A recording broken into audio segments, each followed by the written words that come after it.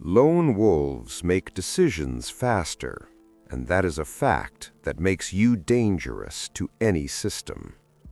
Losing all your friends, connections, and anchors is the best investment in your future triumph. While others are drowning in the swamp of social consensus, you are already pulling the trigger. Solitude is not a failure in the social game. It is the highest form of operational efficiency. You cut the ballast to gain an altitude unreachable by the crowd. Every group is a bureaucracy, even if it is just a group of friends. You want to act, but subconsciously you wait for a nod of approval. A loner does not need permission. You skip the discussion phase and move straight to the takeover. In business and in war, the winner is the one with the shortest chain between the thought and the strike. In your chain, there is now only one link. Your isolation is your defense. When you stay silent about your intentions, they are impossible to sabotage. Every word you leak to a friend makes your goal cheaper in your own eyes. You waste energy on the story instead of spending it on the result.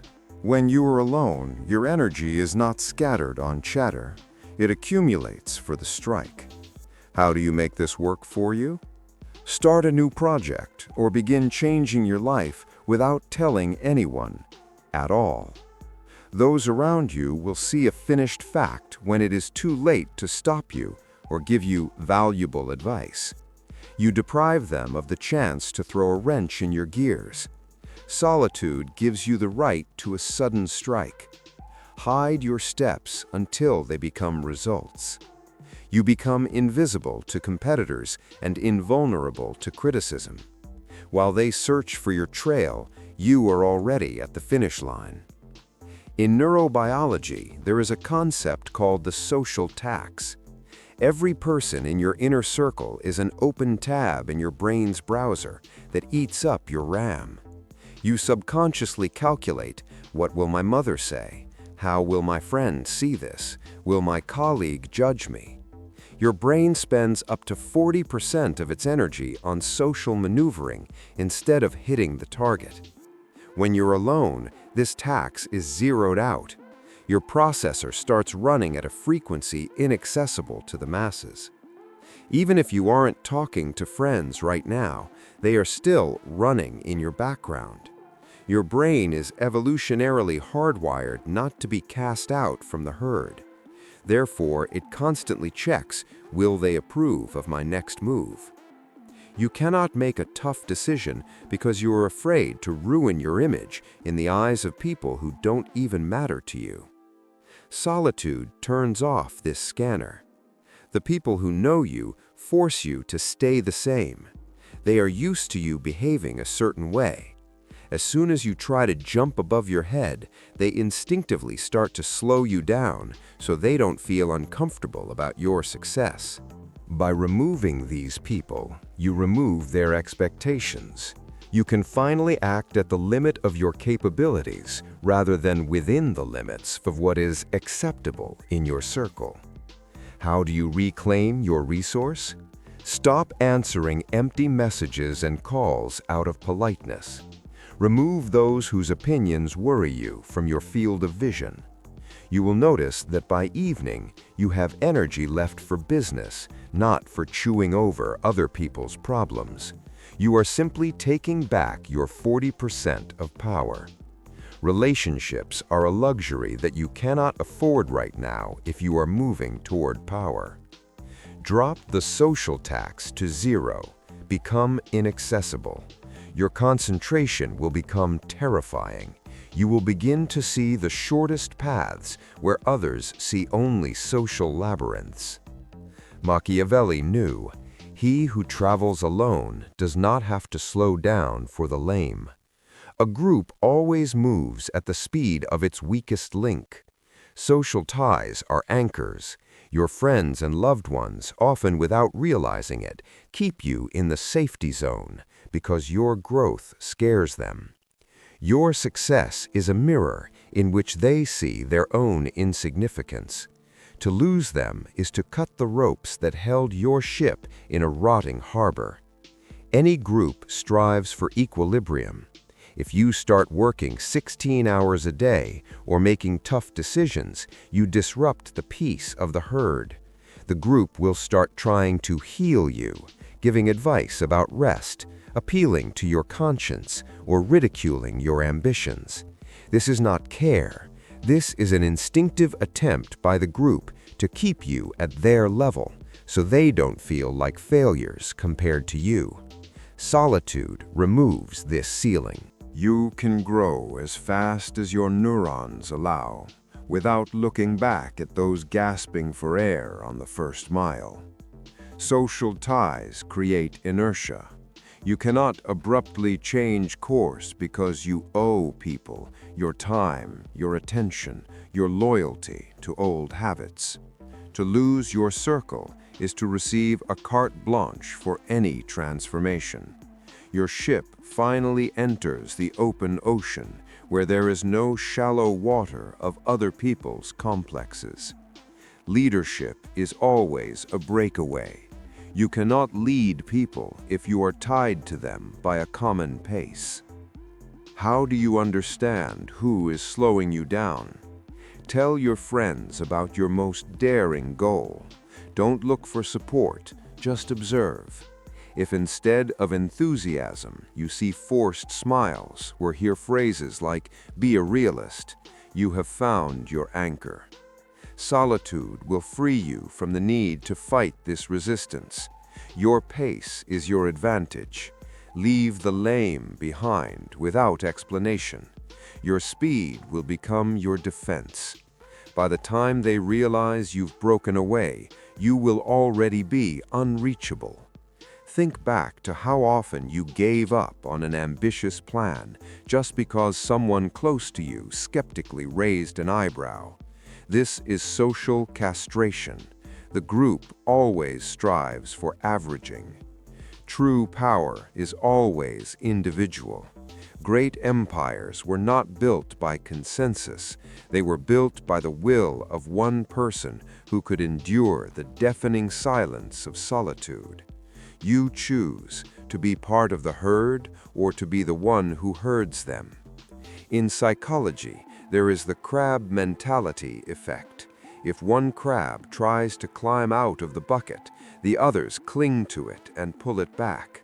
Your loved ones do this unconsciously. Your success is a threat to their stability. If you become a millionaire or a leader, they will have to admit that they are mediocre. To avoid feeling this pain, they will clip your ideas while they are still taking off, calling it common sense or concern. The most dangerous tool of social castration is the appeal to your feelings. Why do you need more than everyone else? Stay with us. Don't stick your head out. These phrases act like a chemical castrator for your ambitions. They put your inner predator to sleep. Solitude is the only way to reclaim your testosterone of will. When there are no people around to pity your weakness, you are forced to become strong. How do you know if you've already been castrated? Think of your craziest idea from the past year. Who did you tell about it?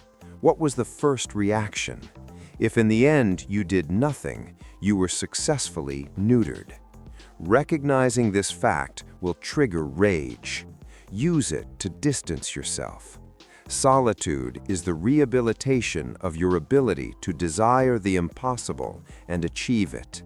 Your surroundings make you safe for the system, but useless to yourself. Stop looking for confirmation of your rightness in the eyes of others.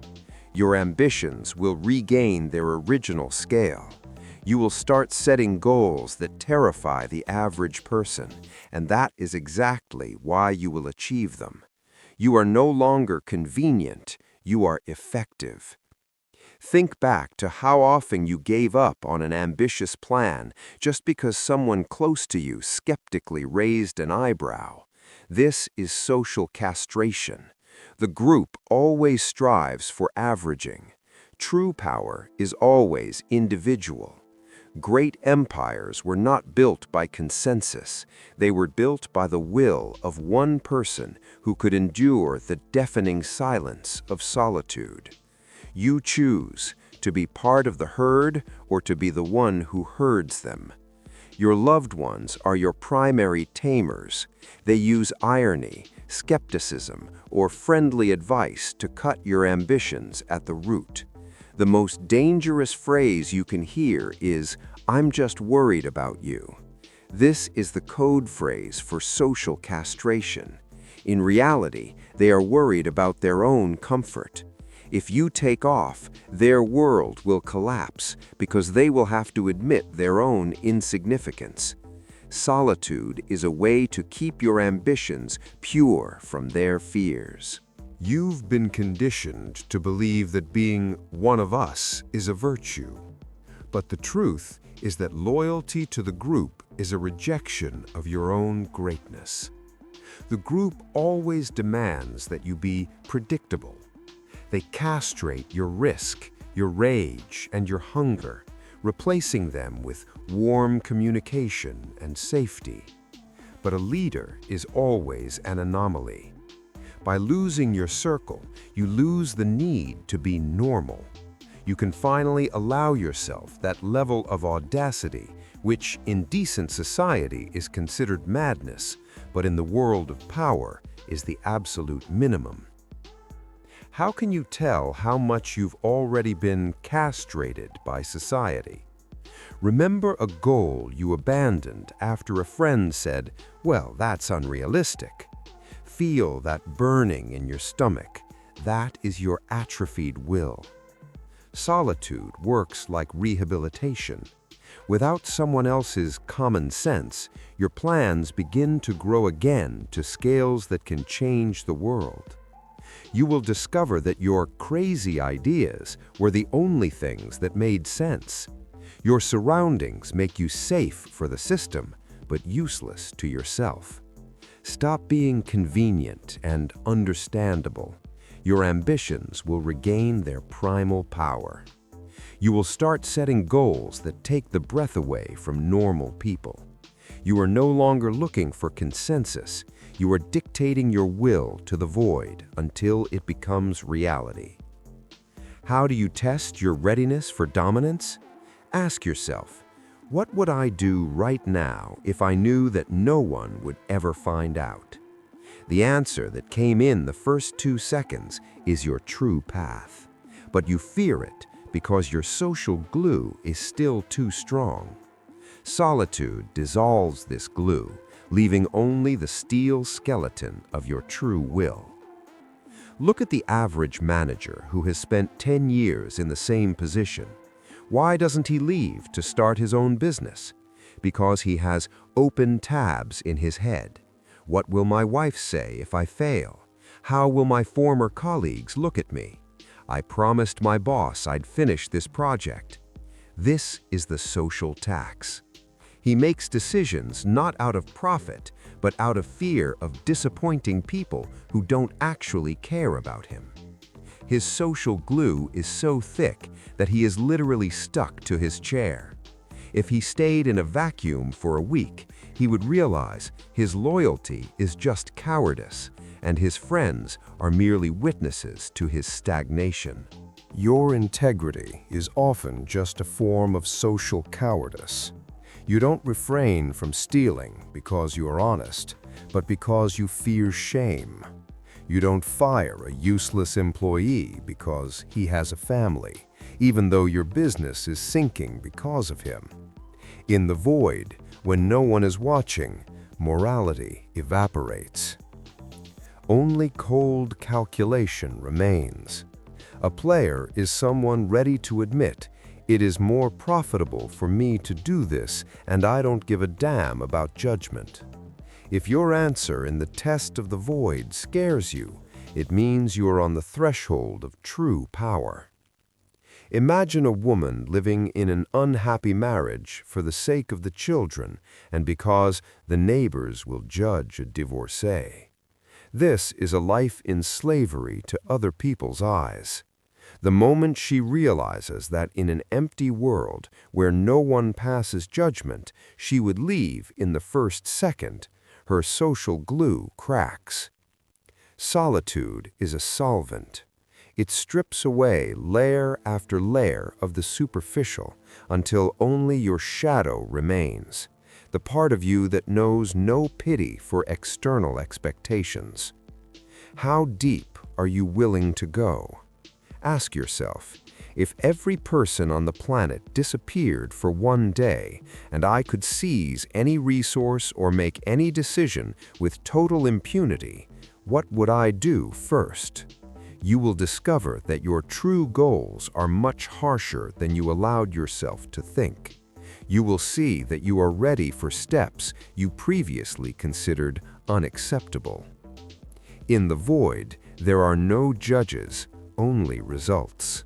Make this forbidden desire your primary strategy. When you embrace your true nature in solitude, you step out among people as a predator who no longer pretends to be a sheep. You can no longer be shamed because you are your own judge. Machiavelli emphasized that it is better for a prince to be feared than loved. Why? Because love is a bond that depends on another person, while fear is something you control yourself. A lone player terrifies those around them precisely because of their unpredictability. You cannot be hooked by a sense of duty or loyalty to the group.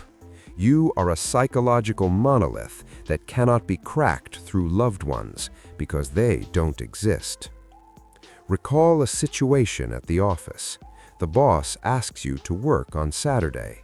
If you are friends with the team and want to be the beloved colleague, you cannot refuse. Your attachment is your Achilles heel. They manipulate your fear of ruining the relationship. Now imagine the loner. He has no friends in the smoking room. He doesn't care about corporate get-togethers. He cannot be shamed or moved to pity. He simply says no because his time belongs to him. He is feared because they don't know where his breaking point is. He cannot be bought with an invitation to a barbecue. Manipulators, like the cold empath, always strike at your attachments. They press on pity for children, duty to parents, or loyalty to a partner. If you are alone in your decision, they have no leverage. You are a smooth sphere. They have nothing to grab onto to turn you in the direction they want.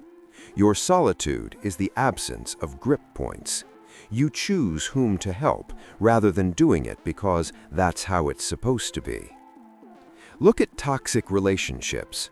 Why does a person endure humiliation for years? Because they fear being alone. They cling to love, which in reality is a chain. As soon as they accept the concept of "I am better off alone than in slavery," they become invulnerable. The manipulator loses power over them in that very second. The fear of solitude is the remote control over you. The loner takes that remote for himself. How do you understand which strings are being pulled to control you? Write down every situation from the past week where you did something against your own will. Who was the initiator? What knot did they use? Duty, friendship, or love? You will see that your circle is a network of levers designed to suppress you. Solitude cuts these threads. The one who needs no one possesses absolute power. Be prepared to lose any connection for the sake of your goal. Those around you will sense your readiness to go to the end alone. This breeds instinctive fear and respect. People stop viewing you as a resource and begin to perceive you as a force that cannot be negotiated with on their terms. Your decision-making speed becomes your primary weapon. While the group discusses risks and seeks approval, you are already seizing territory. In a world where everything changes in seconds, it is not the smartest who wins, but the fastest. And the fastest is the one who never has to look back. Your solitude is the absence of breaks. You attack the moment others are just beginning to open their mouths for debate. Look at a typical startup of 5 friends. They have a great idea, but they turn every step into a discussion. One is afraid of risking money, another of risking reputation, and a third just wants to discuss it tomorrow. In the end, they are bypassed by a lone freelancer who rolls out a product to the market in a single night. Why? Because he has no committee. He doesn't need to sell his idea to partners, he simply executes it. Solitude is the shortest distance between I want and I own. In psychology, there is a term called analysis paralysis.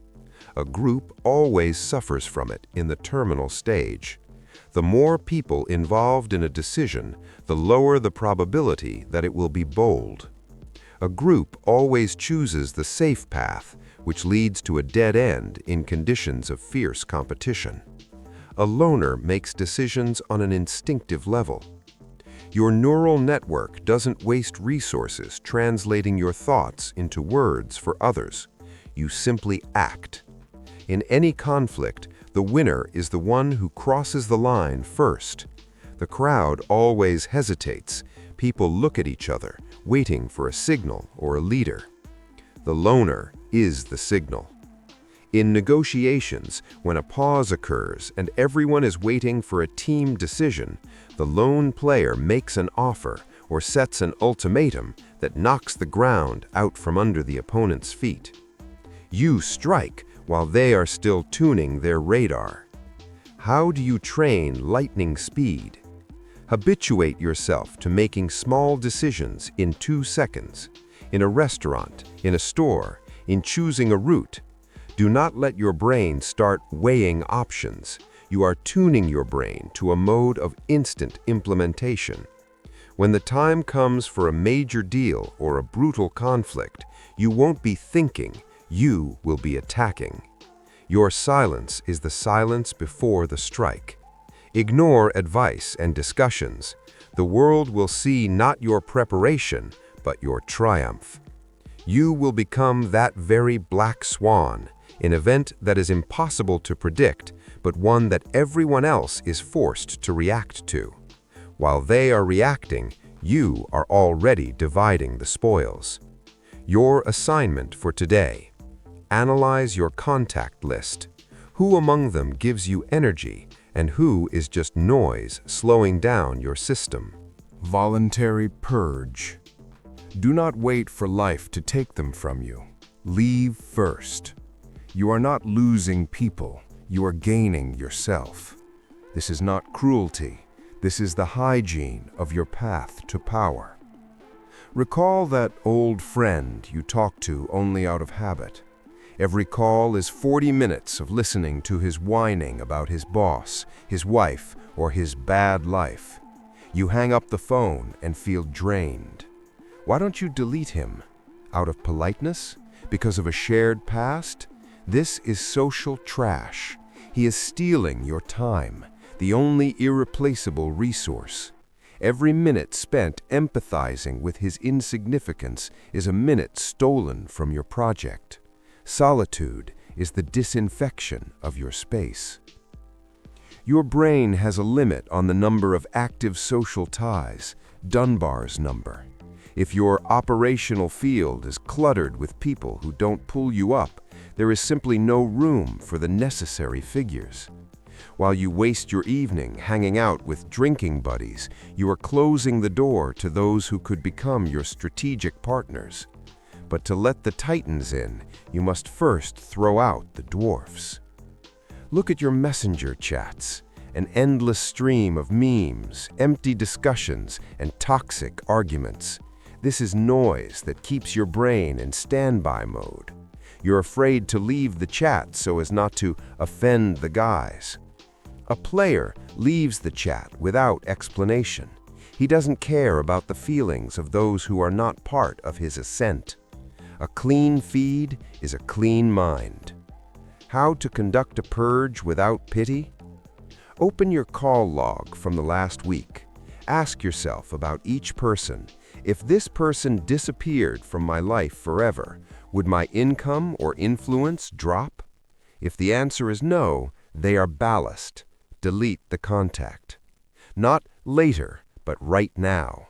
If a person is not a tool, a teacher, or a source of resource, they are an obstacle. You are the average of the 5 people you spend the most time with. If your surroundings do not equal your ambitions, reset them to 0. In this void, you will develop a wild hunger and energy.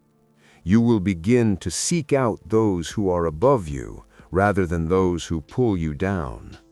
Solitude is a filter that allows into your life only those who are worthy of standing beside you at the summit. The era of the herd is over. The era of the individual has begun. If you fear solitude, you are already a slave. If you embrace the void, you become its master.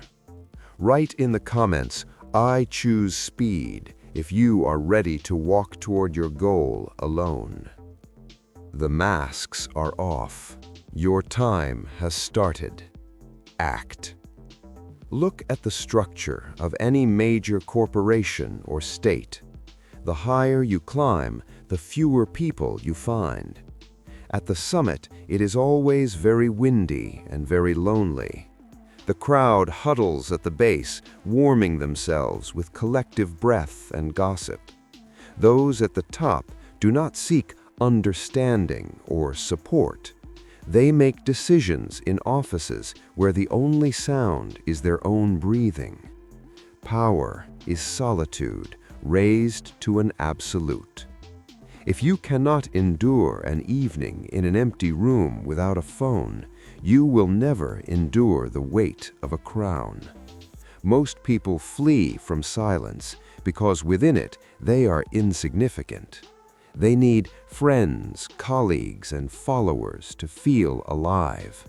For a player, solitude is a luxury. It is the time when no one can influence your strategy. You embrace the void not because you are an outcast, but because you are a sovereign. You create the rules in your own territory. Your mind is the only place where you hold absolute power. Do not turn it into a thoroughfare for other people's opinions. Look at those who are always connected. They are the first to hear the news. They are at the center of every party. They know everything about everyone. But look at their results after 5 years.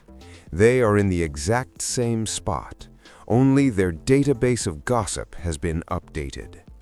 A loner can build an empire in those same 5 years because they didn't waste time maintaining social status in a group of mediocrities. They chose results over approval. How do you secure your entry into power?